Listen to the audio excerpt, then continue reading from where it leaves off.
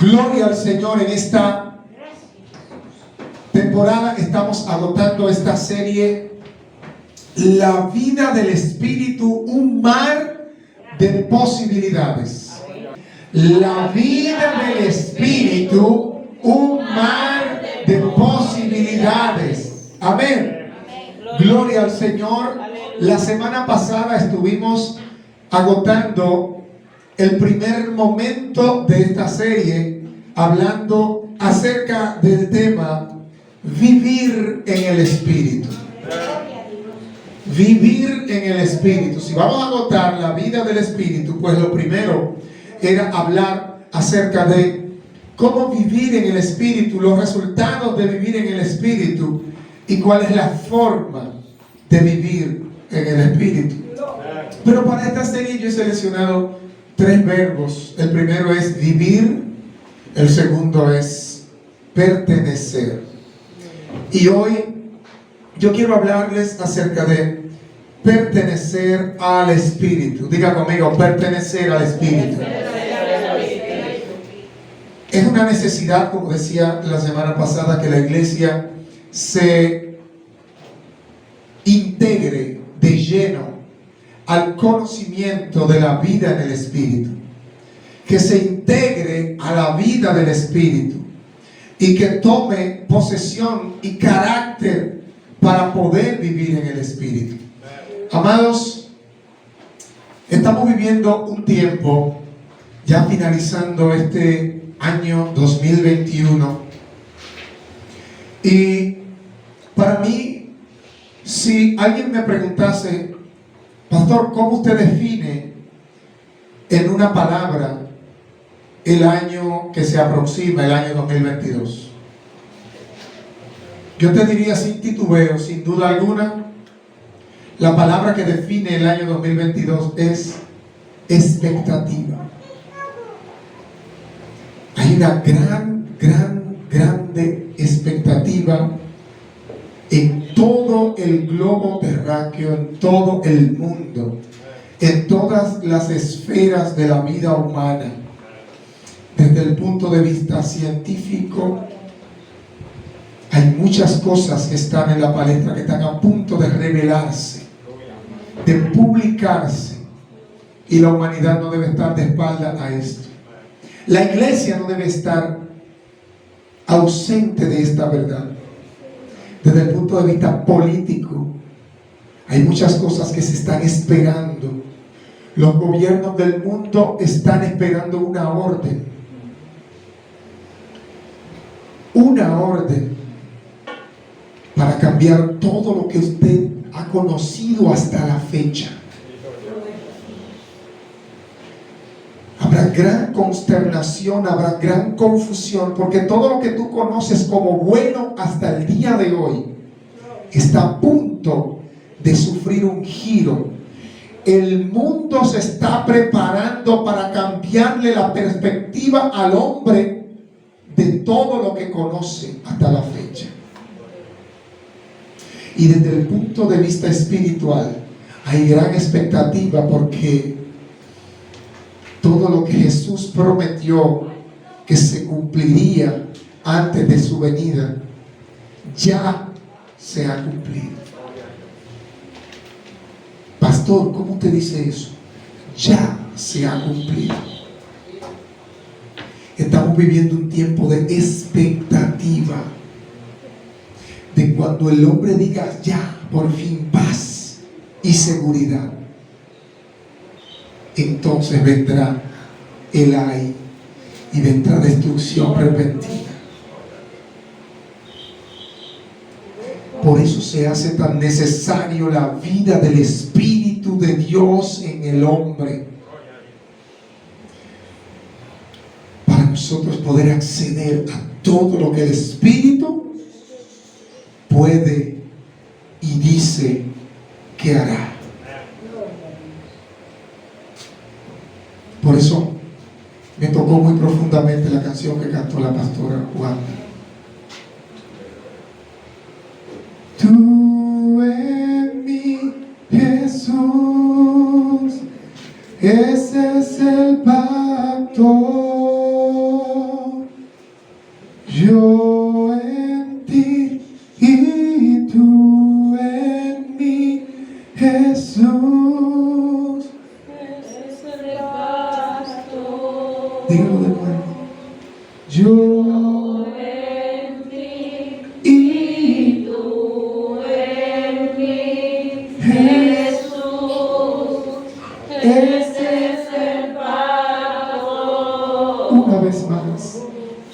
Yo en ti y tú en mí, Y Jesús. caballeta, Ese es el pastor. deja que esta canción te eleve. Yo en ti y tú en mí, Jesús. Este es el pacto. Yo en ti y tú en mí, Jesús. Ese es el pastor. Alguien puede entonar esa canción nuevamente. Intégrese armónicamente con la iglesia de Cristo. Jesús. Ese es el pacto. No me toques nada. Yo en ti. Tú en mí, Jesús. Ese es el pacto de Dios con la iglesia. Tú en mí, El Bashetanana yo en ti, Ese es el pacto. Yo en ti y tú en mí, Jesús. Ese es el pacto. Yo en ti y tú en mí, Jesús. Ese es el pacto. Aleluya, denle un aplauso al Cordero de Dios.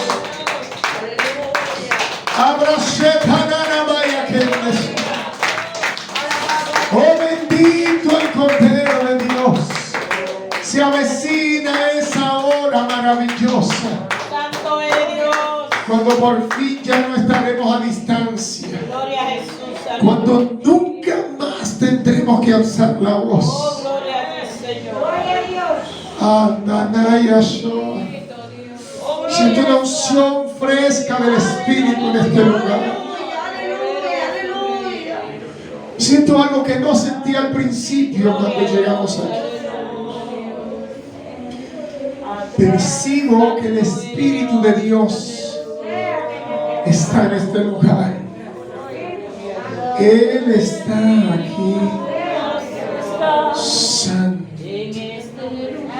Bendito Jesús. Vamos a aprovechar que usted está en pie y vamos a ir al Evangelio de Lucas, capítulo 9. Vamos a continuar con esta serie, La vida del Espíritu, un mar de posibilidades. Gloria a Dios. Bendito el nombre del Señor. Santo eres. Bendito Jesús. Lucas 9:1. Ese pasaje es un pasaje hermoso. Ese capítulo 9, que abarca hasta el verso 62, tiene una serie de relatos maravillosos, todos tendientes a conectarnos con la vida de Cristo y con el poder de su Espíritu Santo. Yo quiero que lea conmigo el versículo 1, por favor, de Lucas 9. Si alguien ya lo tiene, por favor, me gustaría leer en comunión con la iglesia, y si es así, dígame. Amén. Lucas 9:1. La iglesia dice amén. Amén. Habiendo reunido a sus discípulos, les dio poder y autoridad. Diga conmigo, poder y autoridad. Poder y autoridad. Sobre todos los demonios para sanar enfermedades. Padre, gracias por tu palabra. Mis amados, en esta mañana yo quiero introducir hablándole o haciendo énfasis sobre lo que la palabra de Dios enseña acerca de la persona del Espíritu Santo. Hoy, que vamos a anotar el subtema pertenecer al Espíritu, es importante saber que toda la Escritura revela que el Espíritu Santo es quien convence al hombre de tres cosas que son básicas para todas las demás obras que Él hará. Esas tres cosas son que Él convence de pecado, de justicia y de juicio al ser humano para el arrepentimiento. Pero además de que Él convence de estas tres cosas, Él es quien marca al hombre cuando hace su profesión de fe. Él es quien les hará recordar todo lo que habrá de decir en el momento preciso. Pero también Él es quien guiará al hombre que cree a toda verdad, siendo también el Espíritu el que estará con los creyentes hasta el fin del mundo. Diga conmigo, hasta el fin del mundo. Y finalmente es Él quien entregará a la esposa del Cordero, a la iglesia, aquel Mesías, aquel Cristo que nos redimió de todo pueblo, de toda lengua, de toda nación, para hacer de nosotros un reino de sacerdotes.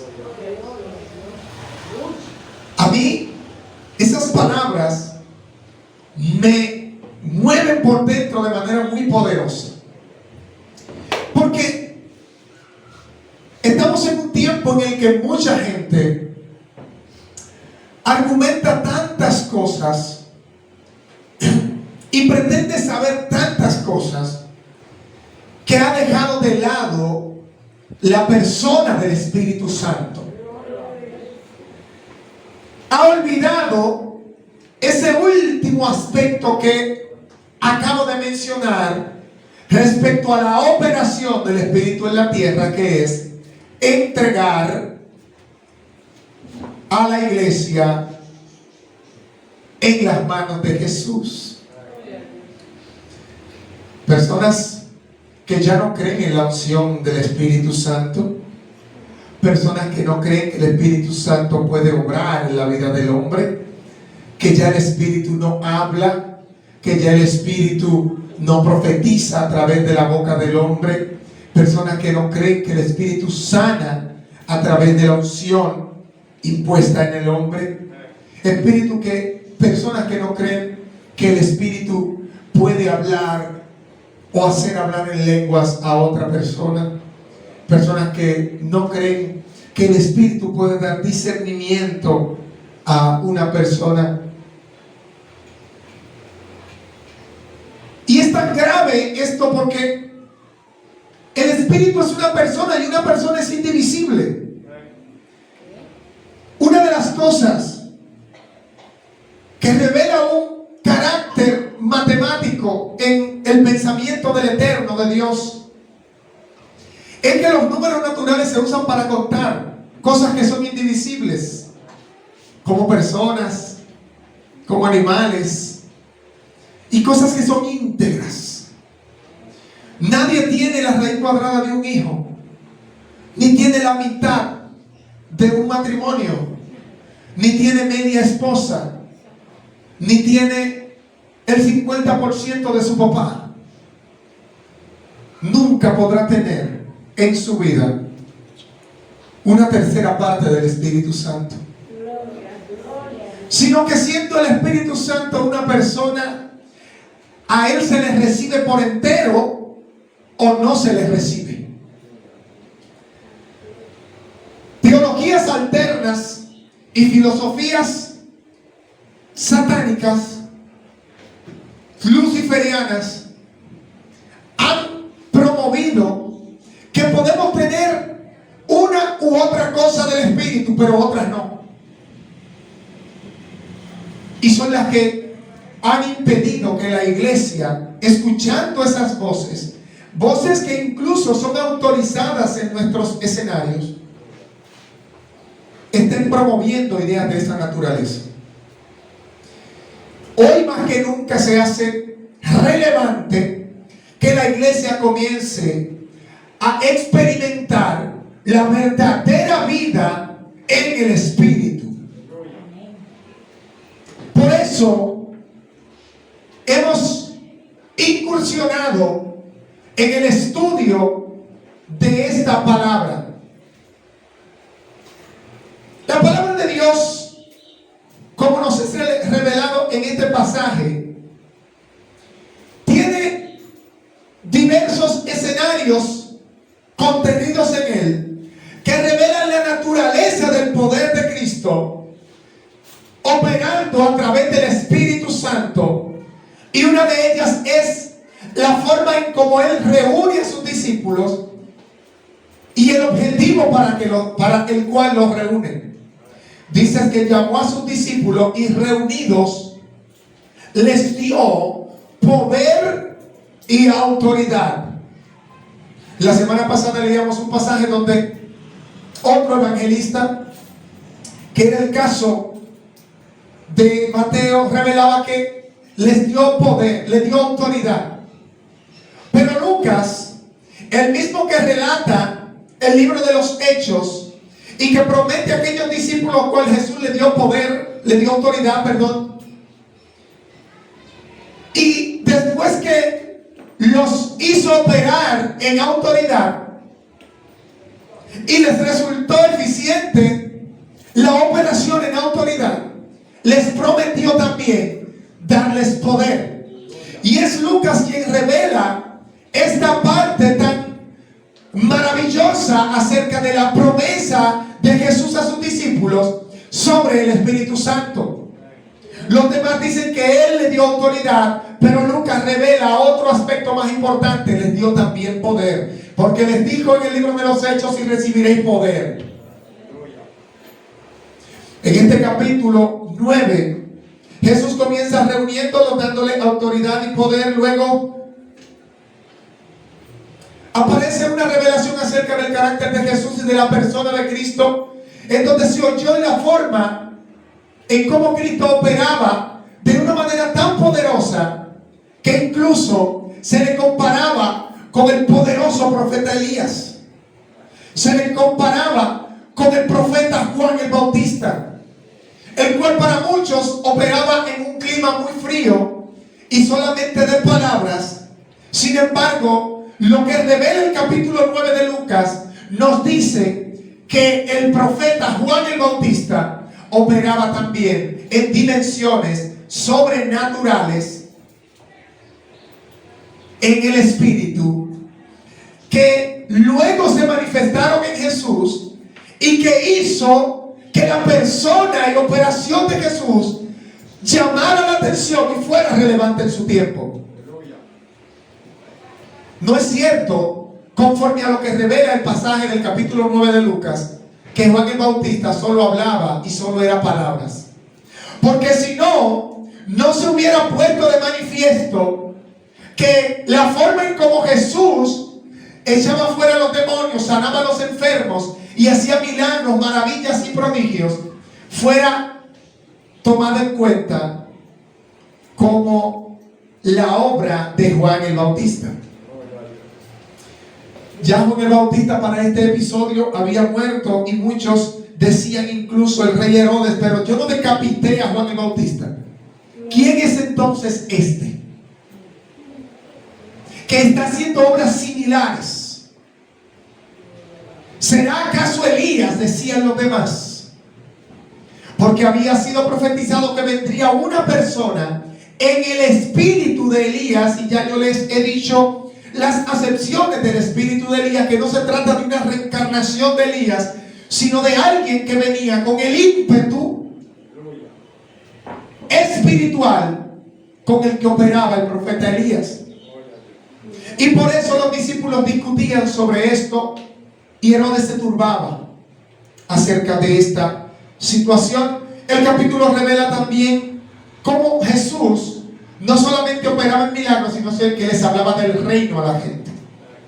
Una de las dimensiones del Espíritu es que todo debe tender a hablarle a la gente acerca del reino. Fue la encomienda principal de Jesús que nosotros presentáramos a la gente el mismo mensaje que Él comenzó predicando en su primer sermón. Él, luego de ser bautizado, escuchando del profeta de aquel Juan el Bautista, que decía: arrepentíos y convertíos porque el reino de los cielos se ha acercado.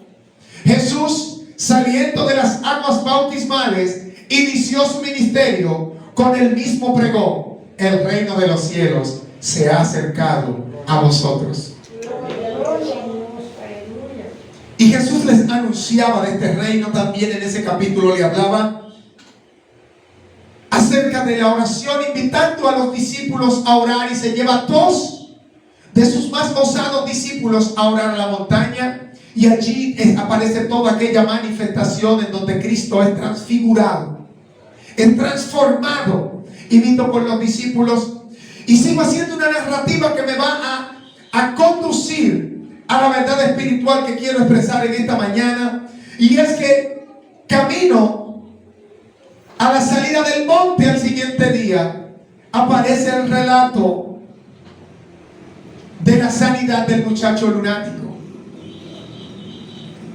Continúa enseñándole todo lo que puede acerca del reino de Dios y quién es el más grande dentro de ellos, ya que los discípulos, sin haber sido bautizados por el Espíritu Santo, disputaban quién iba a ser más grande en el reino de Dios.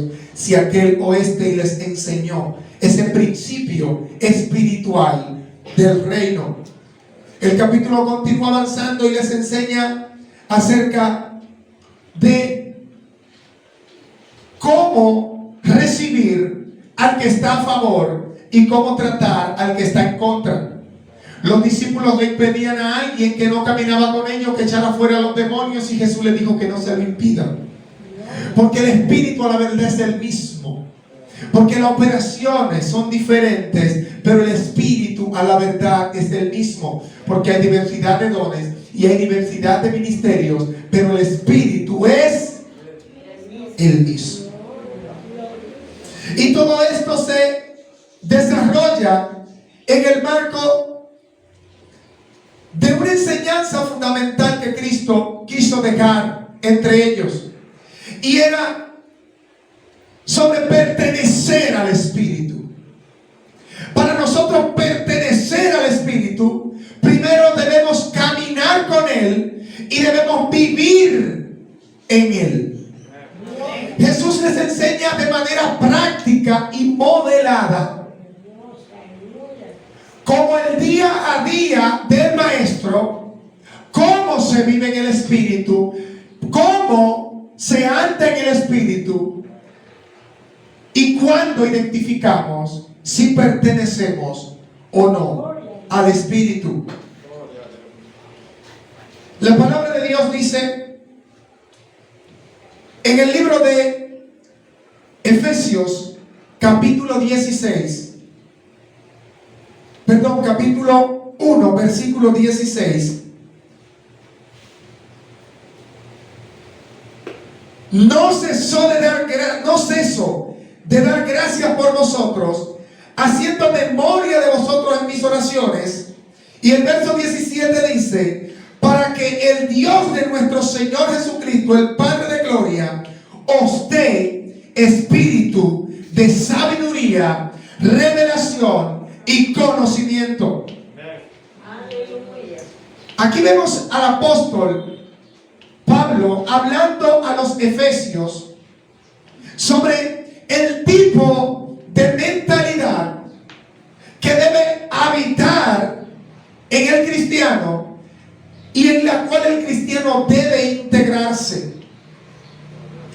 La vida del Espíritu requiere recibir de parte de Dios la capacidad de tener sabiduría, revelación y conocimiento. Como enseñábamos en días anteriores acerca del conocimiento de Dios, que la gente está pereciendo, y leíamos esa versión de la Reina Valera antigua, que dice que la gente está, perdón, de la Nueva Traducción Viviente, que mi pueblo está siendo. Esa palabra siendo significa que no fue el pasado, sino que continuamente viene siendo consumido, destruido por la falta, dígalo usted, de conocimiento. Y Pablo dice que él no cesa de dar gracias a Dios por los efesios. No cesa. A Pablo le agradó el trabajo que Dios hizo en ellos. Pero él no cesaba de una cosa, de orar para que esa gente tuviera revelación, sabiduría y conocimiento. Nadie puede pertenecer a algo que primero no conoce.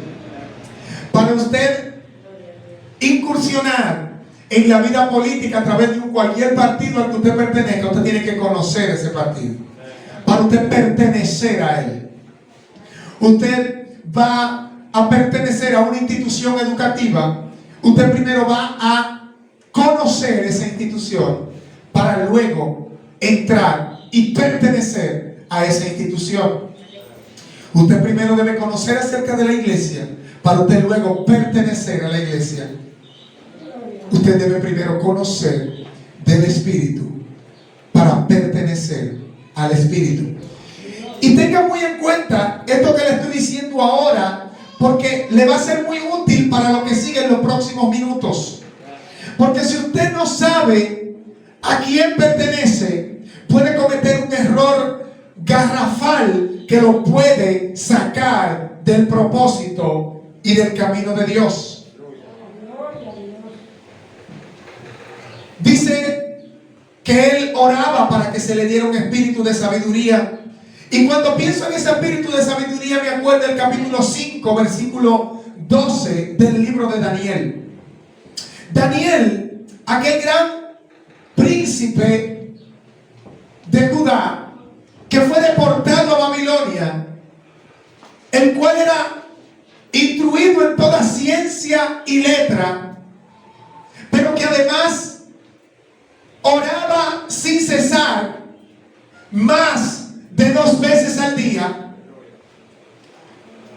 Y aparte de eso, como lo revela este versículo, esta cita que he mencionado, dice: por cuanto fue hallado en él mayor espíritu y ciencia para interpretar sueños, descifrar enigmas, resolver dudas.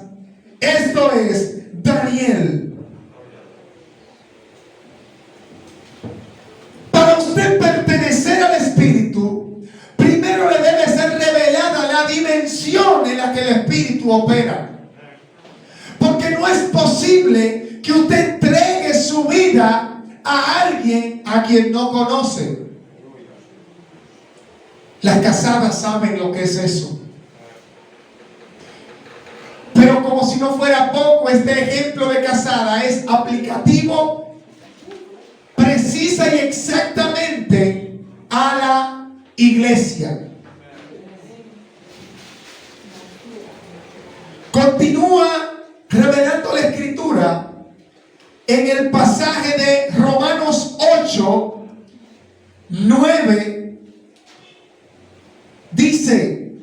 Mas vosotros no vivís según la carne, sino según el Espíritu, si es que el Espíritu de Dios mora en vosotros.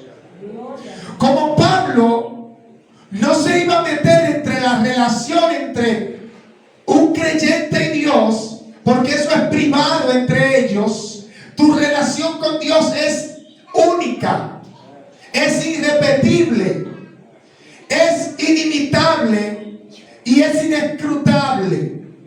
Obviamente eso no escapa al juicio y al criterio de Dios de lo que es la relación de Él con los hombres. Pero dentro de ese amplio margen, tu relación con Dios es irrepetible. Por lo cual Él dice y declara: si es que el Espíritu mora en vosotros. ¿Por qué dirá Pablo esto? Para nosotros es evidente que hay quienes aparentan vivir en el Espíritu y realmente no lo viven. Hay quienes aparentan pertenecer al Espíritu, pero no le pertenecen. Hay incluso quienes pretenden impresionar aparentando que operan bajo el Espíritu y no operan bajo el Espíritu. Y eso es un conocimiento que la iglesia tiene que tener interiorizado, porque estamos viviendo tiempos definitivos, tiempos decisivos, tiempos finales, en donde no sé qué más espera el hombre para comprender que la hora aceptable de aceptar a Cristo es hoy, no mañana. Pero voy a continuar con lo que revela el Evangelio de Lucas a partir de los versículos 50 en adelante, donde dice, 51, cuando se cumplió el tiempo en que él había de ser recibido arriba, afirmó su rostro para partir a Jerusalén y envió mensajeros delante de él, los cuales fueron y entraron en una aldea y de los samaritanos para hacerle preparativos, mas no les recibieron, porque su aspecto era como de ir a Jerusalén. Yo quiero utilizar o quiero significar varios aspectos sobre este pasaje. Aquí vemos que llegó un momento de la vida de Jesús en la cual él afirmó su rostro. Dice esta escritura de la Reina Valera del 60 que era como de ser recibido arriba. El texto griego significa algo similar. Sin embargo, no nos habla de arriba en los cielos, sino nos habla de que iba a subir a Jerusalén. De acuerdo a lo que revela el pasaje de Lucas 51 en adelante, Jesús plantó su cara y su rostro firme porque la hora de él ir a Jerusalén había llegado. La hora de él hacer el sacrificio final por la humanidad había llegado, por lo cual afirmó su rostro, dice la escritura. Yo no sé cuál es el rostro que estás revelando tú en medio de de la temporada en la que nosotros nos encontramos. Yo no sé qué es lo que la iglesia está esperando para plantarse y para afirmar su rostro delante de Dios, para ser recibido, para subir, para ser levantado, como lo dice la Escritura, que en un abrir y cerrar de ojos seremos arrebatados. Diga conmigo, arrebatados. Arrebatados. No raptados. La Biblia no dice que nosotros vamos a ser raptados. Rapto significa una palabra muy peyorativa para ese evento tan maravilloso que Cristo ha de hacer con su iglesia, sino arrancada, súbitamente levantada, y no raptada como quien se roba a alguien o quien secuestra a alguien. Esa palabra rapto no revela el carácter de Cristo. Sin embargo, la Biblia dice arrebatará, que es la palabra que significa tomar de manera repentina. El caso es que la iglesia de hoy debe entender que nosotros debemos presentar una cara, un rostro, un aspecto que revele que estamos a punto de ser levantados. Yo no sé cómo es la cara de alguien que está a punto de subir a Jerusalén. Y hay algo muy interesante, y es que cuando nosotros tomamos el mapa de la Palestina, encontramos que Jesús estaba en Samaria, al norte, y debía ir a Jerusalén, que estaba al sur. Sin embargo, dice arriba. Lo curioso de esto es que aunque Jerusalén estaba al sur en el mapa, su elevación con relación al nivel del mar era mucho más alta que el lugar en donde Cristo se encontraba. Por lo cual dice que él iba a subir a Jerusalén y puso su cara como que iba para allá.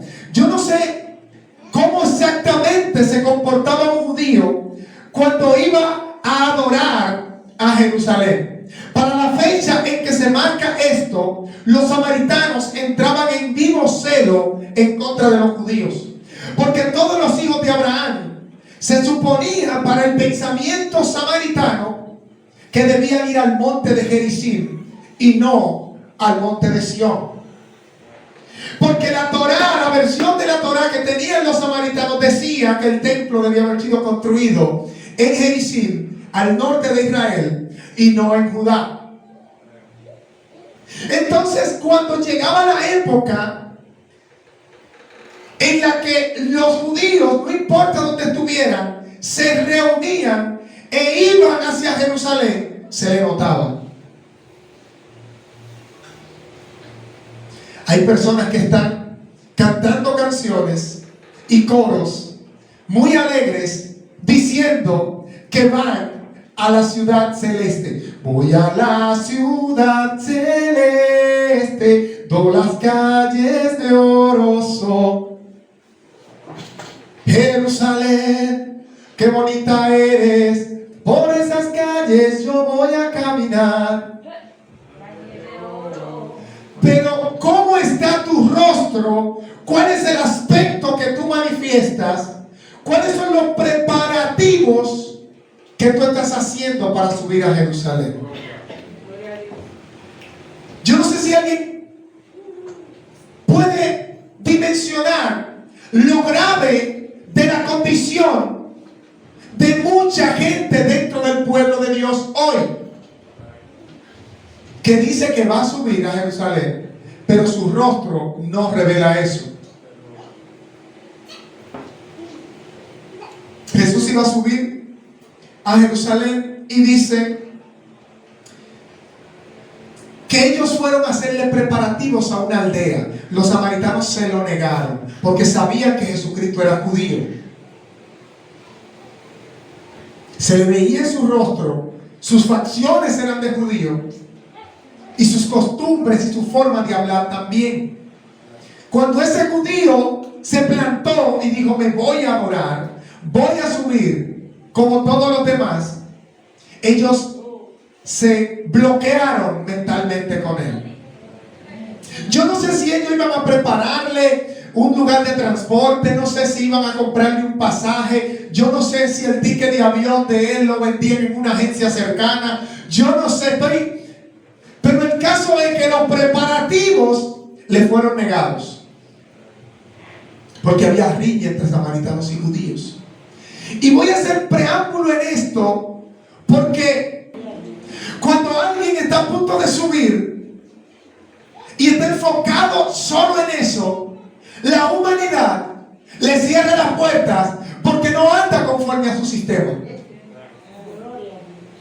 Le niegan el derecho a prepararse para ir a Jerusalén. El caso es que los samaritanos no quisieron hacer lo que los discípulos pedían, que se preparara para Jesús irse a Judá, irse a Jerusalén. Porque Jesús no iba como iba el grupo completo, a adorar, a presentar. No. Jesús iba a hacer el sacrificio último y perfecto para salvar a toda la humanidad. Vamos a ver si el diablo estaba contento por una cosa como esta. No estaba para nada conforme con que el Mesías por fin se decidiera a entregar la vida que por tantos días, meses y años Satanás quiso quitarle antes de subir a la cruz. Desde que era niño, Jesús estuvo evadiendo la muerte para que no sucediera antes del día del propósito. Cuando lo querían matar en una calle, soltaba esa calle y se iba por otra. Cuando estaba niño y quería matar a todos los niños, los padres se espantaron a otra ciudad, a otro país. Y así evadía todo lo que pudiera interrumpir el ciclo que era necesario para ese momento. El caso es que él va para Jerusalén y ellos le niegan esto. Y cuando los discípulos llegan donde Jesús a darle el reporte acerca de lo que habían hecho los samaritanos con respecto a los preparativos de ir a Jerusalén, ellos le dijeron: maestro, dinos, ¿qué hacemos con los samaritanos? ¿Pedimos fuego como hacía Elías para que lo consuma a todos? ¿O cuál es la alternativa que tenemos para que sean castigados por su negligencia y por su insolencia de negarte un servicio a ti? Y es ahí donde cae el centro de la enseñanza de la mañana de hoy. Dice: viendo estos discípulos, Juan, Jacobo y Juan, dijeron: Señor, ¿quieres que mandemos que descienda fuego del cielo como hizo Elías y los consuma? Diga conmigo: pertenecer al Espíritu. Pertenecer al Espíritu. La iglesia necesita urgentemente esto. Entonces, volviéndose él, les respondió diciendo: vosotros no sabéis de qué espíritu sois. Me voy a detener ahí un momento. Hoy en día vivimos un tiempo en donde la gente, teniendo la Sagrada Escritura en la mano, andando con ella debajo del brazo todos los días, leyéndola y dejándola abierta debajo de la almohada, o no sé, la gente la usa como un amuleto. Yo no sé quién fue que le enseñó a la gente que tener la Biblia abierta en el Salmo 91 le puede librar de algo, que recitar el Salmo 23 de manera rutinaria puede hacer algo superior a entregar su vida a Cristo y vivir conforme,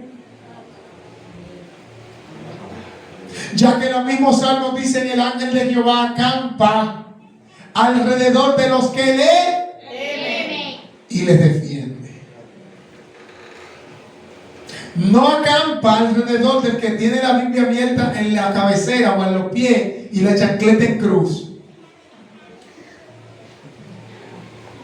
Ahí no hay mucho amén. A los que tienen la Biblia abierta en el Salmo 91, pero la Biblia está abierta en el Salmo 91, pero su boca está abierta en la emisora 103.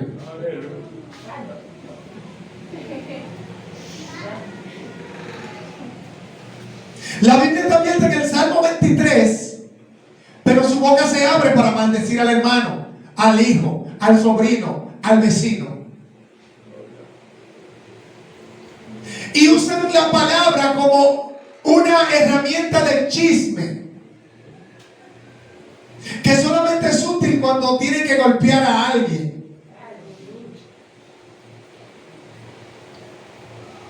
Porque no sabe a qué espíritu pertenecen.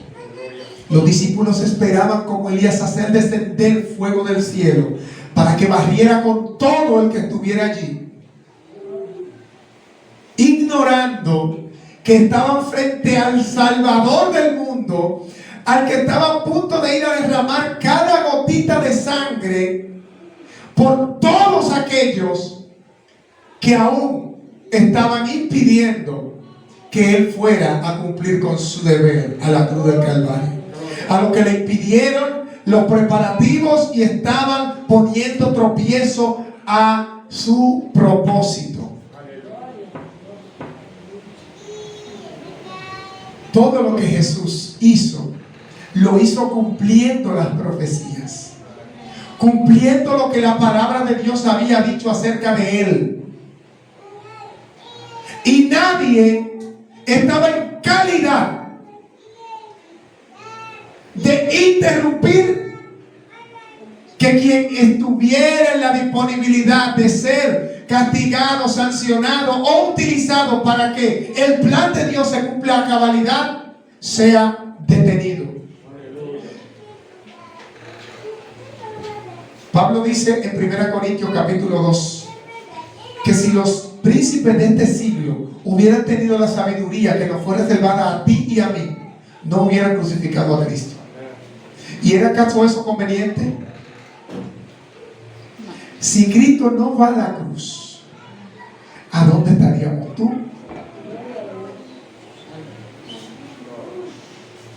Por lo cual ese episodio de los samaritanos era necesario para que se cumpliese la escritura.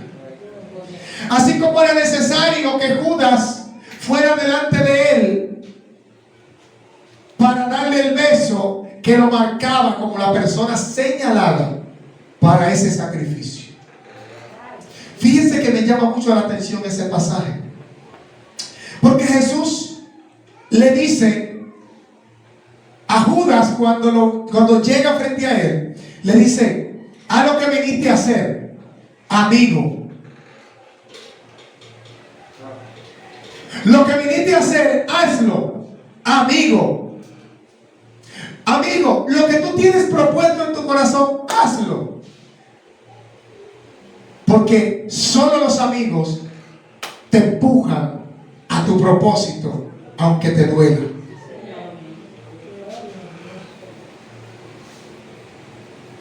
Pero los discípulos no estaban porque se cumpliera todo. Ellos querían, como Pedro, decir: Señor, que en ninguna manera te acontezca esto. Jesús le dijo: apártate de mí, Satanás, me eres tropiezo. A Pedro, al pastor de los apóstoles, al que sanaba a los enfermos con su sombra, que un pañito de su mano a la distancia levantaba a un paralítico. A ese Jesús le dijo: apártate de mí, Satanás, me eres tropiezo. Los discípulos no habían terminado de comprender cuál era la necesidad de que Cristo padeciera todas estas cosas, porque su espíritu todavía no había sido transformado por la promesa del Espíritu Santo dentro de ellos.